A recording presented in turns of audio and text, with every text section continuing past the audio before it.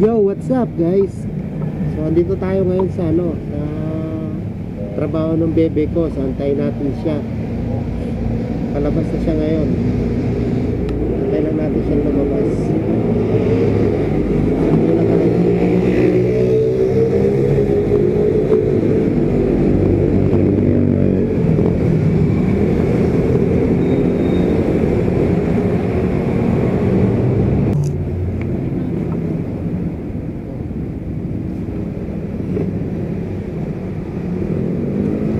Kaway sa vlog ko. Ayan. Hello.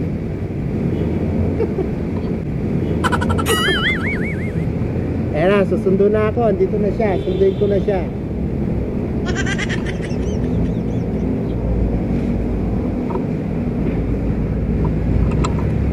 So, palis na kami.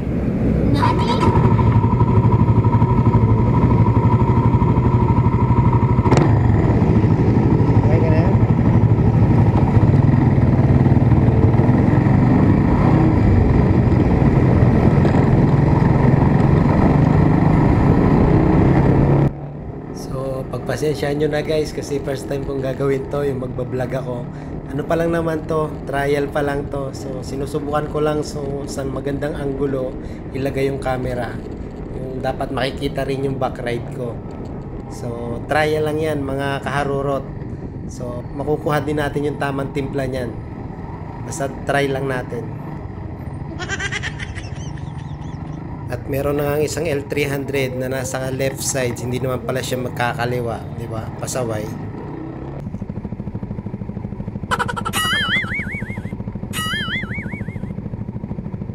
Sorry guys, pero kinakabahan ako. What? Kinakabahan ako sa ginagawa ko. Ano ba? Kailangan na ba natin gawin talaga to?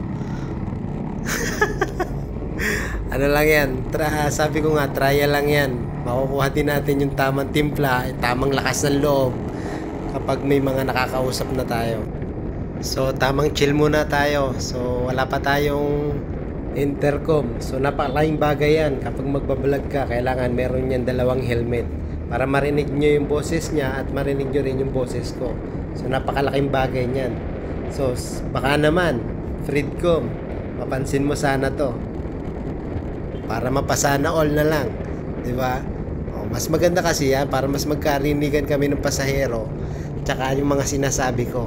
So napakadabis yan. Yung Freedcom na yan, intercom. Soon, I hope, sana makuha natin yan. So ito na nga guys, pauwi na kami ng Tondo. So binabaybay na namin yung Roas Boulevard. So ayan, napaka clear ng daan, maluwag. So hindi tayo pwede magpatakbo ng mabilis kasi syempre safe pa rin. Kailangan nating mag-safe na makarating sa bahay. So hanggang sa uulitin sa mga kaharurot ko dyan, sana magtuloy-tuloy itong vlog natin. At hanggang sa muli, sa mga susunod ko pang videos, subscribe nyo lang, Rans TV. Yan, gagawin natin ang lahat para mas mapaganda pa yan.